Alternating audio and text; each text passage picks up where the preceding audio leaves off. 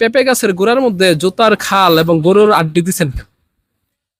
মানুষ যাওয়ার মধ্যে দেখলেই বলে পেঁপেটা অনেক সুন্দর, কিন্তু পরের দিনে পেঁপেটা বোঝা যায় না, ঠিক না?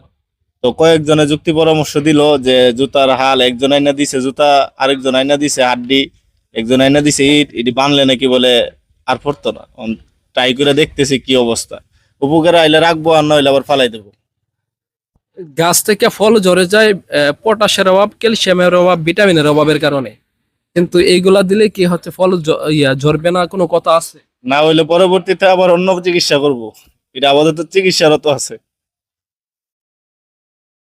এই বুদ্ধিটা আপনারা পাইছেন কই, আর এই বুদ্ধিগুলো আপনারা দেখে? আরে আইতে যাইতে যে পারে ওই তো বুদ্ধিতে।